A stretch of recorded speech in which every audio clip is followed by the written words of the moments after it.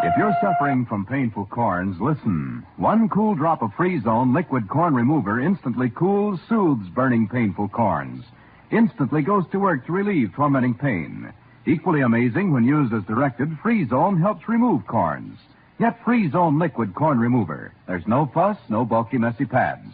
One cool drop of Free Zone instantly cools, soothes burning, painful corns. Ellery Queen.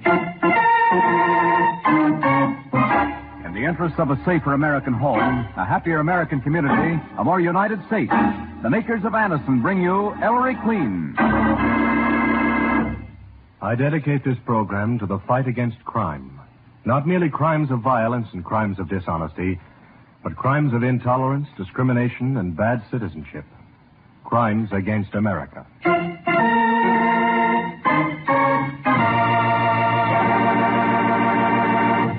Anison, for the fast, prolonged relief of headache pain, brings you another case in the career of Ellery Queen, celebrated fighter of crime. Anison's guest armchair detective, who's in the studio to solve the mystery, before Ellery reveals the solution, is Mr. Kent Smith. And now, Ellery Queen tells the story of a mysterious international figure suspected of diamond smuggling, number 31.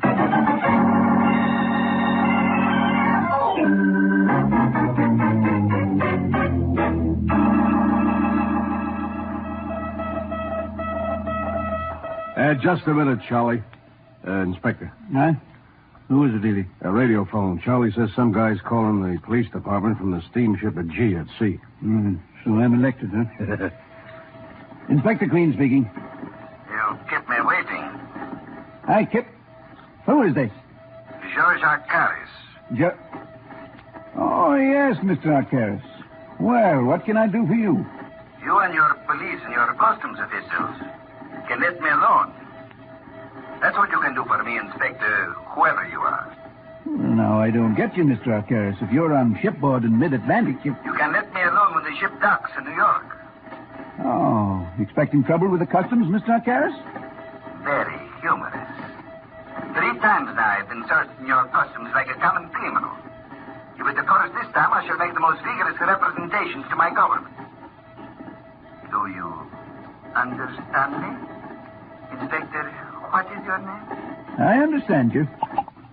He's going to make trouble, Inspector, huh? That's what he says, really.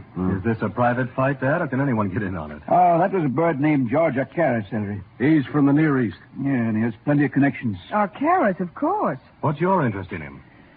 Well, son, about a year ago, we got a tip he was smuggling diamonds in. We passed the tip to customs. They gave him the business. But no diamonds, I take it. No diamonds. Still, after Arcaris sailed back to his homeland, some stuff turned up around New York that seemed to jibe with our tip. The same thing happened on his next 2 trips, Maestro. Now he calls from mid-ocean to say that if he's bothered again, he'll make a diplomatic issue of it. Well, if he's innocent, you can't blame him. Listen, Miss Porter, this Arcaris is an international mystery man. And he's suspected of everything from espionage to murder, but never any proof. Well, it certainly doesn't keep him out of cafe society. He's always being wined and dined by people like Pip Istrom and Hugh Mounting and that crowd. Oh. Who's been passing these tips along, Dad? Oh, they've been coming in by way of the underground. Peter, get me ZK at customs. Yes, sir, right. Of course, it's occurred to you, Dad, that Arcaris may be smuggling the diamonds in through a Confederate? Oh, sure, it's occurred to us, but That's right. Yeah. what can you do? It's one of those things that... Yeah, just a minute, please. Here's simple enough. Here's ZK, Inspector. Zach, anything come in on George Arcaris? Yes, I know. Well, I just got a notion about that. I'll call you right back. There's been another tip. Now, listen, Ellery. We must make sure that Arcaris isn't slipping the ice to a co-worker to carry off. Now, would you make sure for us? It's a delicate situation, Maestro. If you tell us he hasn't passed anything to a pal, we'll search Arcaris and customs, Ellery. I'd have to board the Aegea quite a bit before she docks, Dad. That'll be a cinch now. I can arrange it with the port and customs people. All right. Now, look here. You go out Sunday with the pilot and mingle with the passengers.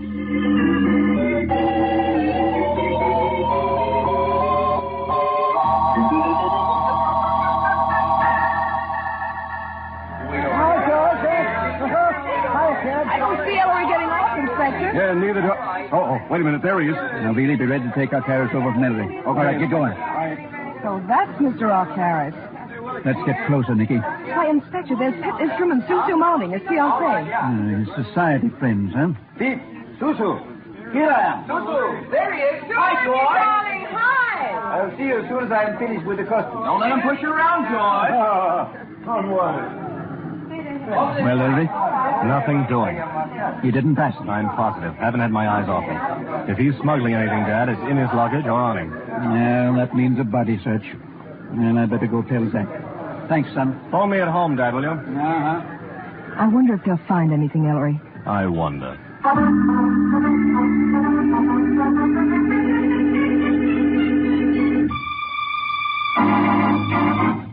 Nothing, eh? Not a blasted thing, son.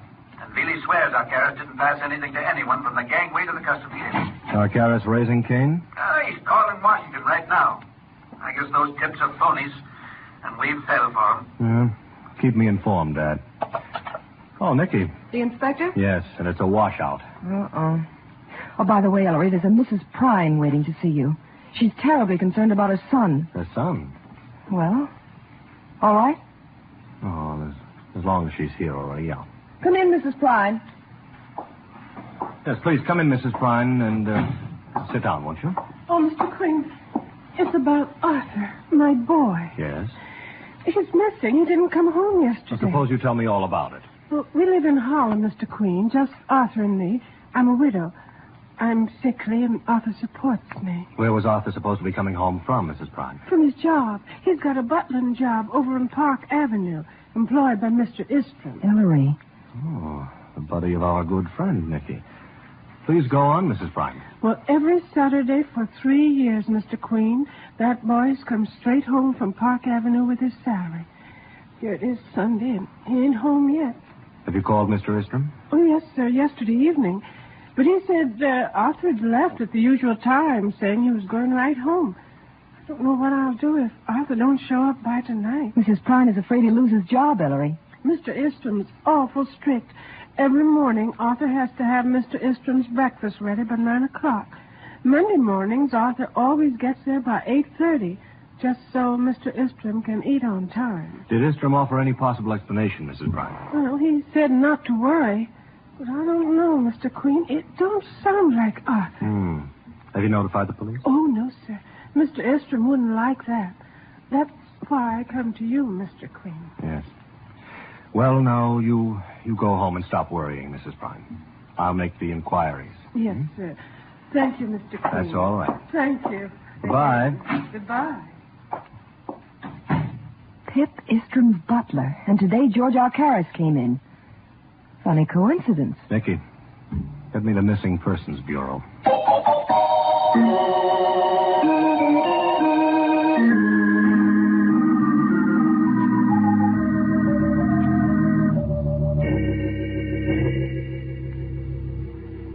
Here she is, Ellery. Oh.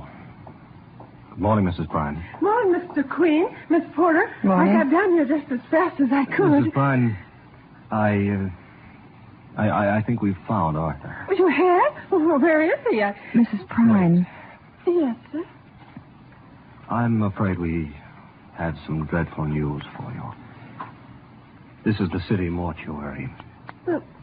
What, sir? This is the morgue, Mrs. Prine. Nicky. All right, sir.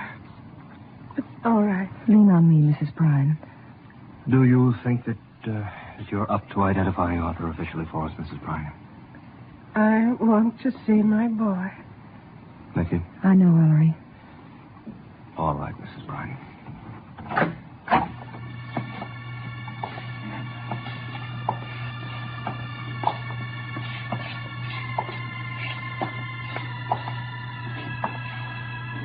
Sergeant.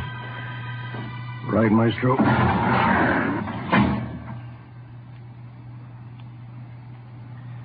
That's my son. Oh! It was all damp, wet like. His body was taken out of the East River at 5 o'clock this morning. Arthur never did a wrong thing in his life. Only maybe play 10 cents on the numbers once in a while. He won $20 last month. playing the number 31. What? Yes, sir. You like that number, 31. Been playing it for most a year. Do I go home now? Sergeant, take Mrs. Bryan home, will you? Yeah. Go on, Miss Bryan. Easy. I think I'd like a cup of coffee, Ellery. Then Pip Istrom is going to have to give it to you. Istrom? But, Ellery, it's so early in the morning. It's only 7:15. This can't wait, Nicky. There's a connection between Arthur's death and George Arcaris. That number, 31. You mean just because Arthur played 31 all the time in the numbers The number of Arcaris' cabin on the Aegea was also 31. Come on, Nicky.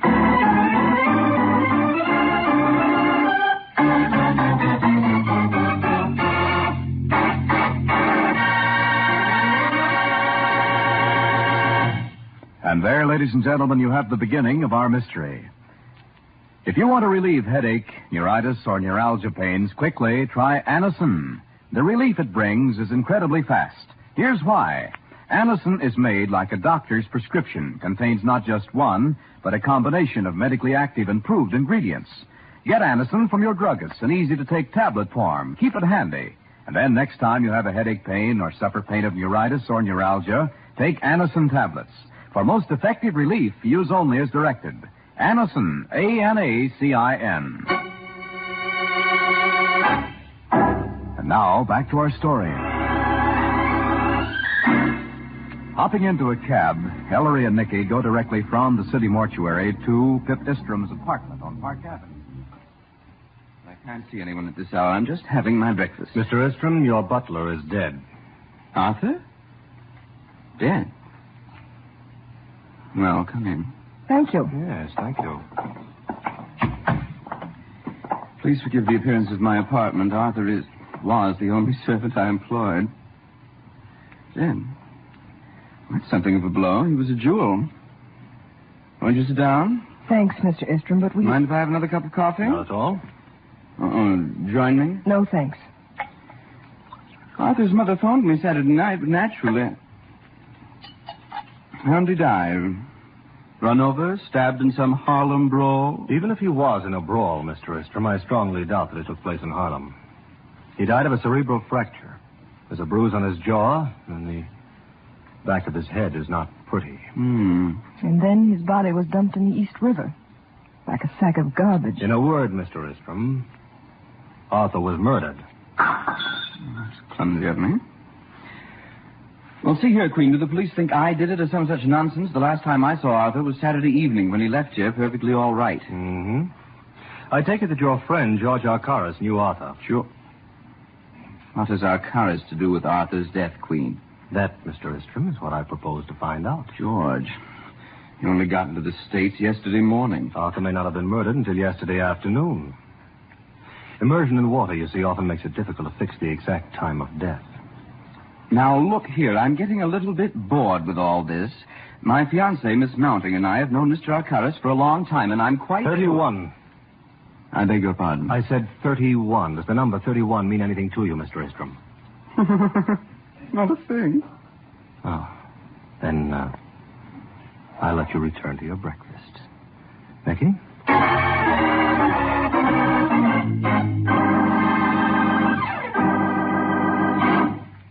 Now you're way off, son. What possible connection could there be? I don't know, Dad, but there is one. All on account of a number 31, a coincidence. Just the same. 31, a coincidence. Just the same, I'm going to see Arcaris. Ellery, no. Why? Now lay off, Arcaris, will you? You don't know the stint she's made. Now, please, son. Okay. But, Dad, I think you're making a big mistake.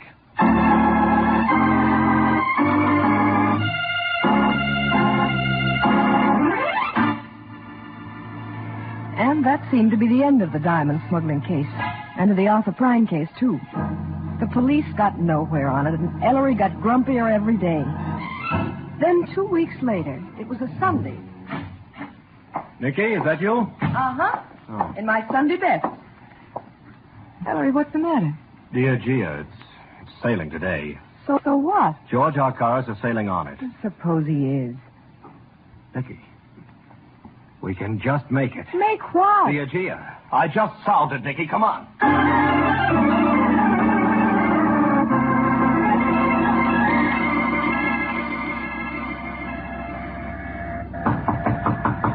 I hope you know what you're doing, Mr. Queen. Trust me, Captain. You hope. Captain Dilly and Mr. Arcaris, open your cabin door, please. Yes? What is it, Captain? Who are these people? Mr. Arcaris, would you mind if this gentleman searches your cabin? Search. I mind very definitely, Captain. Perhaps if I explained. Mr. Arcaris, it's my theory that this cabin contains a hiding place. Hiding place? Of what? Of some diamonds. Oh, I see. Formerly, I've been accused of smuggling diamonds into the United States. Now I am accused of smuggling them out. Is that it? Not exactly. But you will admit, Mr. Arcaris, won't you, that it's a very odd coincidence you're always booking Cabin 31 on the Aegea, both coming and going? And just a minute. Very well. Go ahead. Sir, I can't hold up the ship, Mr. Queen. We sail in 10 minutes. Ellery, 10 minutes. One side, Nicky.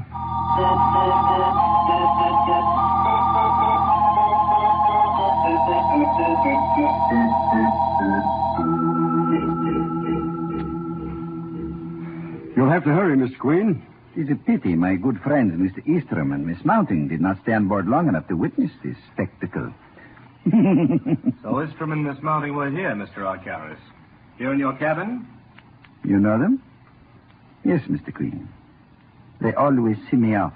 That's very interesting, Arcaris, because the steel support of this bunk comes out, revealing a very effective hiding place. What? Why, it's big enough to hide a fortune in diamonds. But Mr. Queen, it's empty. Certainly, Captain, but it was full of diamonds when the Aegea docked. But Ellery, he was searched when he got off the ship. Arcaris left the diamonds on board, Nicky. He never carried them off when the ship made port, but he made sure always to get Cabin 31 for the return trip. You heard him just now. Pip Istrom and Susu Mounting always see him off. Visitors to the ship on its outgoing voyage. Such visitors are not searched when they leave. One of them carried the diamonds off just a few minutes ago. Stand very still. Oh. My error. Do not move, please. Not even a little. Very good. Oh, the swine. Oh, locked. Ellery, look here, through the porthole. He's running down the gangway just as they're pulling it in. Never mind Arcaris, Nicky. We've got to get to Istrom's. Captain, get us off your ship.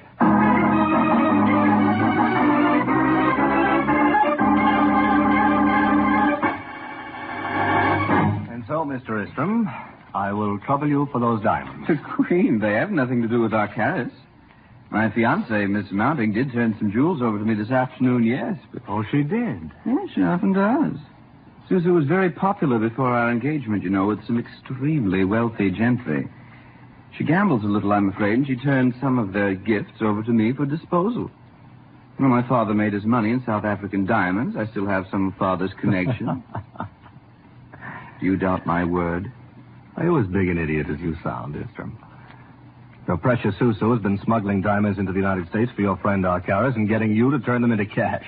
That's a lie, Queen. That's a filthy lie. Ellery, watch yourself. Semper, Mr. Istrom. Sorry.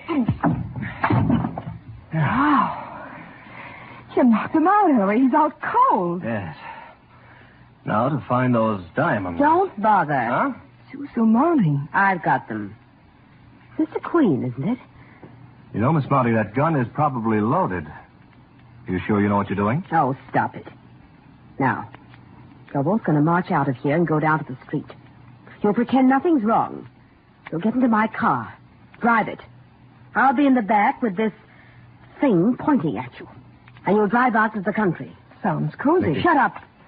Where are we going, Susu? To a little hideaway cottage used by George Arcaris. Arcaris? Get going.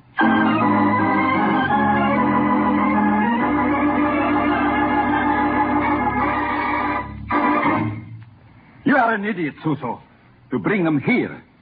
Why did you not shoot them in Dick's apartment? Well, I'm not as used to shooting people as you are, George. I'm getting out of here. Stay where you are. Perhaps it is just as well, Mr. Queen.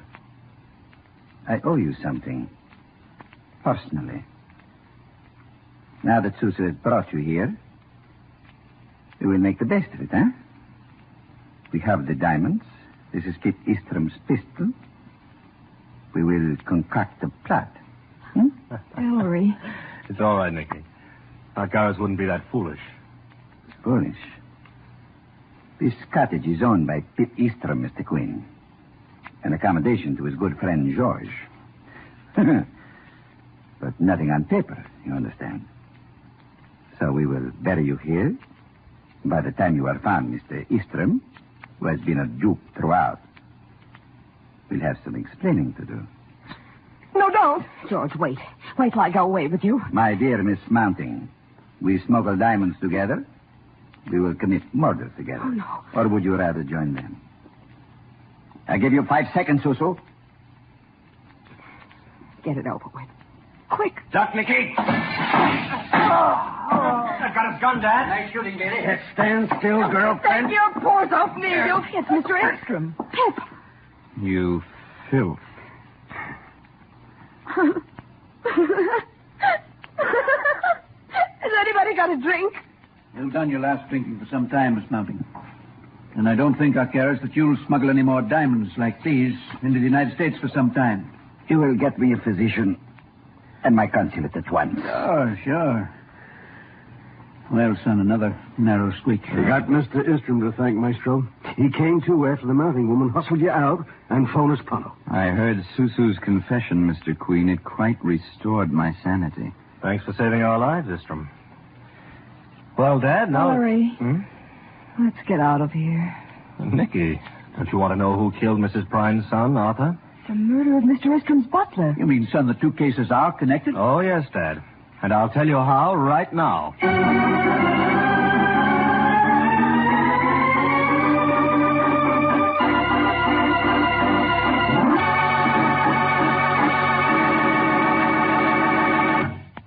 And there, ladies and gentlemen, you have the mystery. Now, Nicky, will you introduce our guest? Sure thing, Ellery. He's the popular screen and stage star, most recently seen with Anne Sheridan in the film Nora Prentice. Mr. Kent Smith. Good evening, Mr. Smith. Nice to have you here. Good evening, Ellery. Thanks for inviting me. I understand that this season you're going to be playing for the 4th time with Catherine Cornell in Shakespeare's Antony and Cleopatra. Is that right? That's right, Ellery. I played with Miss Cornell in Candida, St. Joan, Wingless Victory, and I'm looking forward with great enjoyment to Antony and Cleopatra. Lots of luck, Mr. Smith. Let's hope the play has a long run. But now let's get down to business, shall we? Tell me who killed Arthur Prine. Well, it seems rather simple from where I sit. I don't know whether it is or not, but I guess that Sousa's the real villain in this piece, except that she... The villainess. The villainess, yeah. Just to be grammatically correct. Well, I must say that I was fooled about Pip, but as long as he turns out to be okay, he probably... Having saved our lives, you mean? Yeah. Yes. Yeah. It came in handy then. And you gather it was Susa. Certainly did. Yeah. And the motive? Well, that I can't quite establish, except she might have found him. Pip sent his butler to cabin 31, and the code they used was and the you numbers connected code. with the diamonds. Yeah. I see. Well, thank you very much, Mr. Smith, and you'll find out in just a moment what the solution is. I can't wait. Good. Now, here is Don Hancock. If you want to be certain your breath is sweeter and your teeth are brighter after brushing, listen. Colinos toothpaste has a mouthwash effect built right in to sweeten the breath. The moment you use Colinos, its mouthwash effect instantly and unfailingly sweetens every case of unpleasant breath due to improper cleansing. Sweetens every case. At the same time, Colinos polishing action brightens teeth beautifully by removing ordinary yellow surface stains. So to be certain your breath is sweeter and your teeth are brighter, get K-O-L-Y-N-O-S. Colinos toothpaste or tooth powder tonight.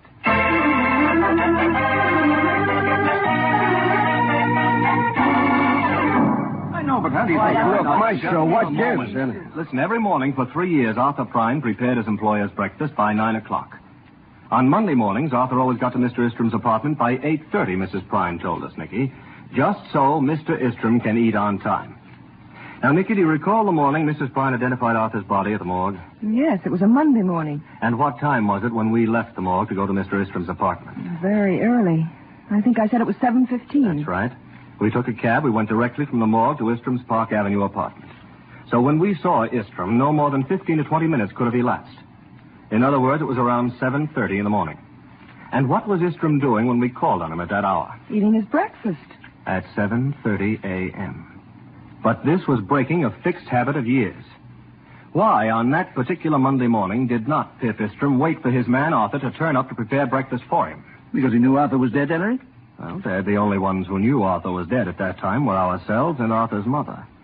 Arthur's body hadn't been fished out of the East River until 5 a.m., hadn't been identified by his mother until 7:15 a.m., 15 minutes before we found Istrom eating a breakfast he himself must have prepared, since Arthur was his only servant. There is only one way Istrom could have known Arthur was dead, and that's if Istrom had killed him. Correct, Istrom? Correct. Yeah, but, Maestro, why? And what did the number 31 have to do with it? Well, for some time, Arthur, who had a weakness for playing the numbers game, had been playing 31, because he had noticed that your good friend Arcaris always occupied cabin 31 on the Aegea. Arthur took that as a hunch, as so many numbers players do. But that last Saturday, Arthur suddenly realized that Arcaris wasn't using cabin 31 on the Aegea just because he liked it. He had probably noticed also that each time after Arcaris sailed in cabin 31 on the Aegea, your fiancé, Istrom, invariably deposited some diamonds with you. And your butler made the connection you were too blind to make. He told you that Saturday afternoon, and you must have... I was so outraged, I lost my temper and hit Arthur in the jaw with all my strength. He fell hard and fractured his head on the floor. I didn't mean to kill him.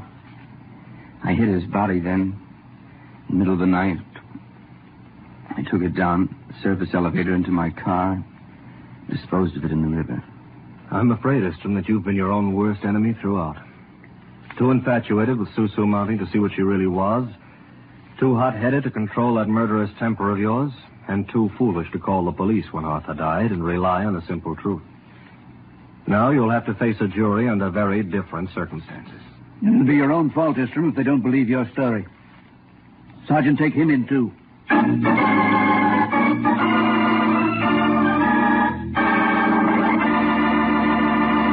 And there, ladies and gentlemen, you have the solution to our mystery. Thank you again, Mr. Kent Smith, for being our guest armchair detective this evening. And as mementos of your visit with us, Anderson is proud to present you with this autographed copy of my new anthology, The Queen's Awards, 1946, and a subscription to Ellery Queen's Mystery Magazine. As a special gift, we have for you a Stromberg-Carlson radio phonograph combination, complete with push-button tuning and automatic record changer. We're also presenting you with a generous supply of Anderson for the relief of headache pain. Perhaps your own doctor has already recommended Anderson for the fast help it can give. Ellery will be back in a moment. The next time you suffer from pains of headache, neuritis, or neuralgia, take Anderson. The relief it brings is incredibly fast. And here's why. Anderson is made like a doctor's prescription, contains not just one, but a combination of medically active and proved ingredients. Get Anderson from your druggist in easy-to-take tablet form. Keep it handy. And then next time you have a headache pain or suffer pain of neuritis or neuralgia, take Anderson tablets. For most effective relief, use only as directed. Anderson, A-N-A-C-I-N. Now, Ellery, what about next week? Next week's story, Don, is about a tense problem in human relations and crime. I call it Tragedy in Blue.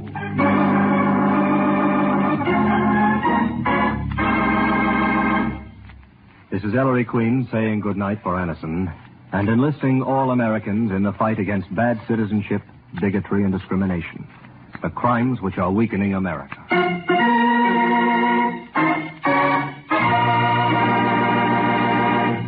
All names of characters used in this program are fictitious and do not refer to real people, either living or dead. Among the members of tonight's cast were Larry Dobkin, Charlotte Keene, Bill Smith, and Ed Latimer. Music by Chet Kingsbury, Don Hancock speaking.